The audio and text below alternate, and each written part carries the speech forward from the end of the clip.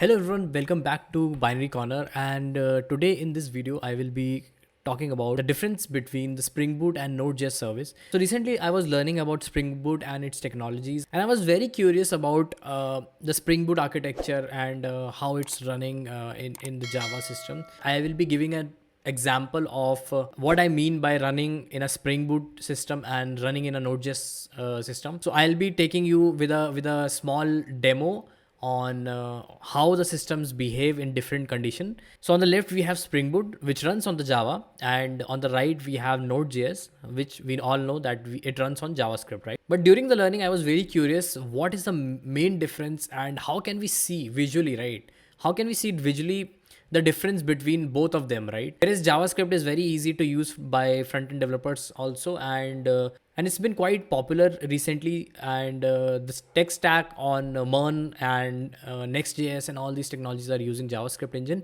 But what is the main difference between having a Spring Boot? And after doing some research, I found out like Spring Boot is still being used by major of the enterprise level application. It's the development is really nice. When I started learning Java and Spring Boot, straight away go with the example, and I'll show you what I mean by the example. So for this, I have made this small Node.js application, and if you see, right, there are two endpoints, which is the default endpoint slash, and then we have a test, right? And the idea here is that I'm calling a timer, right, which is basically timer is a promise, and I'm having a set timeout which is waiting for 5000 milliseconds, which is 5 seconds, right? So the idea here is basically I'll be sending an initial request to this endpoint, and in another tab I will try to hit this endpoint test, and then I'll see that if I am getting the response or not, right? So I have just printing out my name, and the first endpoint is waiting on the timer. But why I'm testing this is basically if you go in production servers, right, or if you go in a enterprise level application, and you might have multiple users which are trying to access these endpoints, and we'll see how these endpoints behave if one of the endpoint is on await and async.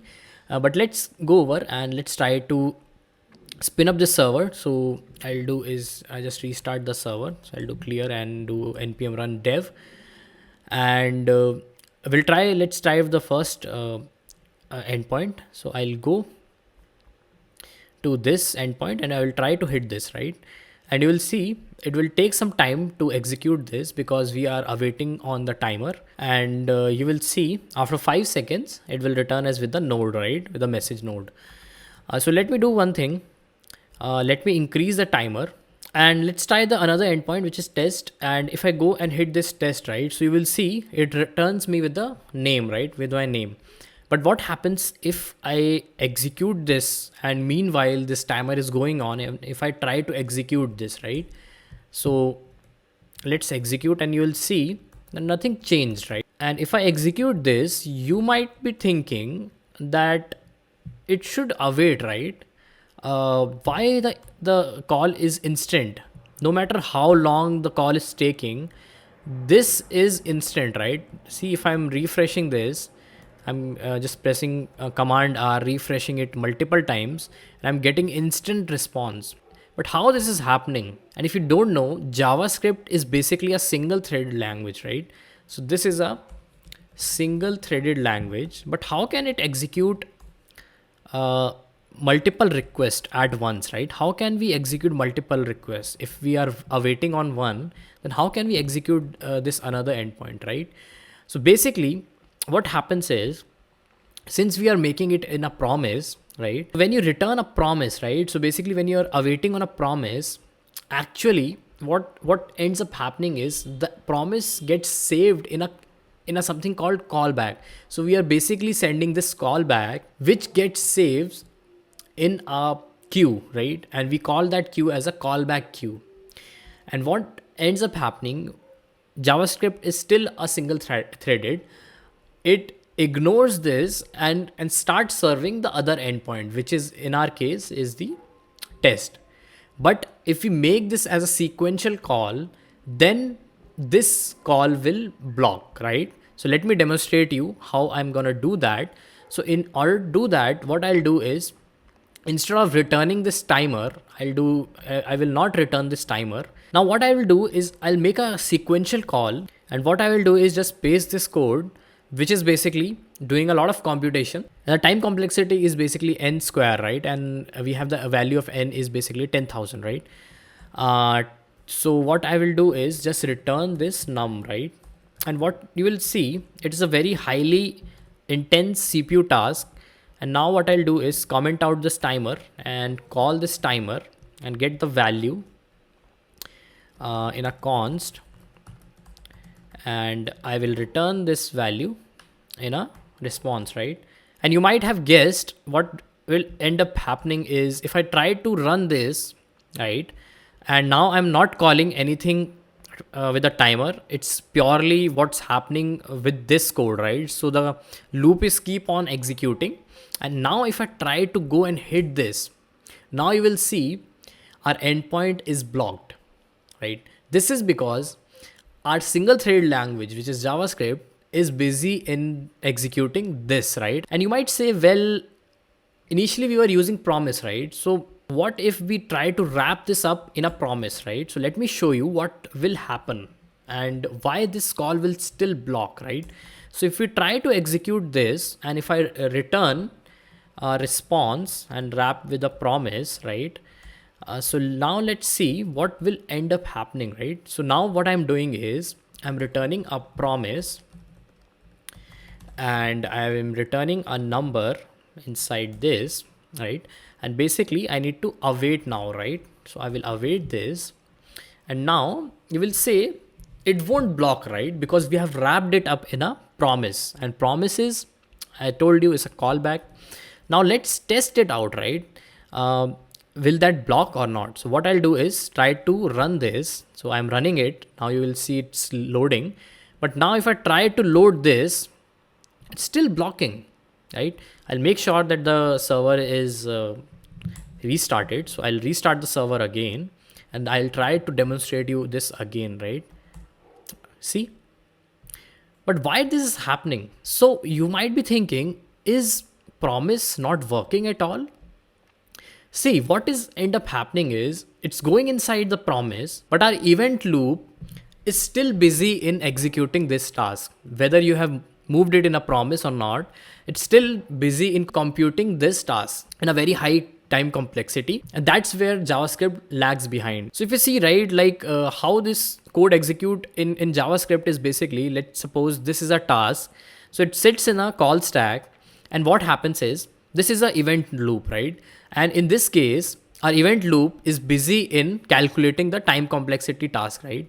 And that's where it got stuck. So our event loop is stuck somewhere in this execution, right? So let me stop this. Let me not utilize my entire CPU. So basically, this calculation part was sitting here. And when we try to hit the code, it went into the callback, right? Because it's in the promise, it went to the callback. Somewhere JavaScript picked that code because nothing was coming, right? So JavaScript picked that calculation, and our calculation blocked this event loop.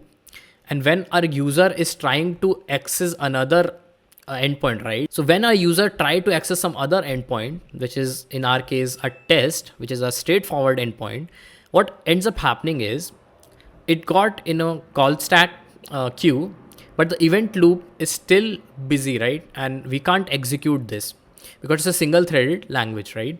If you think of it, right, you might be thinking why it was working in a timeout, right? You might be thinking why it was working in a timeout, but not in a calculation. Because what was happening is timeout, DOM operations, and fetch operations are web APIs. Our event loop give the task to web APIs, and when the web APIs completes its task, it gives back into the call stack. So in case of DOM, the DOM get picked up by the HTML file, and which is served by the browser, right?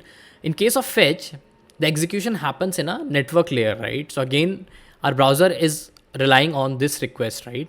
So if we do something related to networks or maybe input outputs or something like that, then these call won't block our thread, right? It sits on a different thread, it executes it, and it gives back to a callback stack to pick it up, right? So in this case, when we are doing the timeout, So it was a callback. So you can see this is a callback. So what ended up happening in this case was this timer got picked up by event loop. So event loop passed it on to the web API, which is having a timeout, and web API passed it to the callback queue, right? So now when we are trying to hit the second request was executing correctly because the timer was not blocking our thread, right?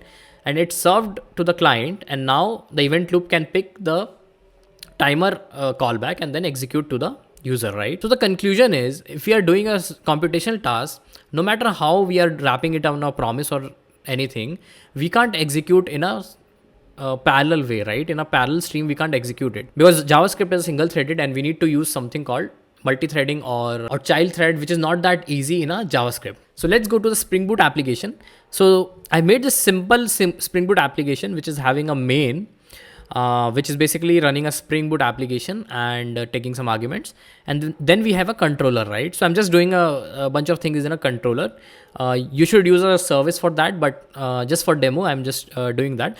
And similarly, what I'm doing is I have created two get endpoints, which is basically slash and the test, right? And what I'm doing now is returning the same exact response, and I'm doing a calculation over here, right? So now you will see I'm just taking the value in a and I'm not using await or anything because we need the value, right? And that's how you will get the value. And I'll just uncomment this code, which is basically returning us integer and doing a lot of computation in this, and then we are executing this second endpoint. So now let me go to the 9006 port, and now you will see if I reload this, so this is the 9000 port. So it says hello, right? And now let me try to hit this endpoint, and now you will see a Java response is coming, right? Right up front on this endpoint, right? Now let's try to hit this calculate. And now you will see a similar thing what was happening in a Node.js server, right? No matter how many times I will try, it's not blocking at all, and I get an instant response, right?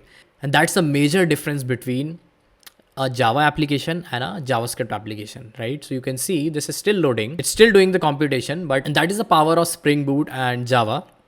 Spring Boot by default take these requests in a different thread, and by default Java is a multi-thread language, and by default out of box we get all these features from the Spring Boot. And interestingly, you will see I'm not using any thread related of things, any pool related thread pools or anything like that. I'm just making a simple Spring Boot application, and I'm just creating two endpoints, similarly what I did in a Node.js application, and then just returning these two things, right?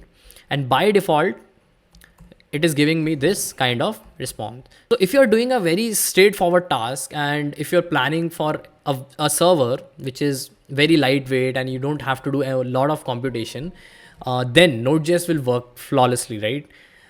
But if you're planning to do an enterprise level application, which will be having a lot of code, which will do a lot of computation, and one of the example is if you're parsing a file, if you're parsing an Excel file, which is having a record, 100k records it might have, then if you give it to JavaScript, right, then you need to add a code and you need to do a multi-threading and all these things to fetch the data from 10,000 records, right? So I will give this task to Spring Boot, right? So you can relate these technologies, whether you're doing a large application of things and large data things, Python and Java and all these languages will work flawlessly because they are multi-threaded, and you can spin up multiple threads to work on a single problem.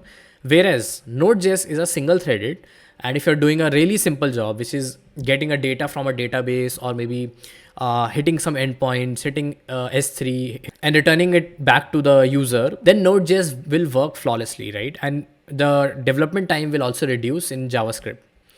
So that's the main difference, and that's how we will use these two different technologies into our projects, whether if you are building anything. So that's it for the video. I just have to show you this a quick example on Node.js and Spring Boot. And if you like the video, make sure you hit the like button and make sure you subscribe to our channel for amazing content like this. And I'll be posting more content like this, which is very unique. So subscribe to our channel, and I'll see you in a next video. Thank you.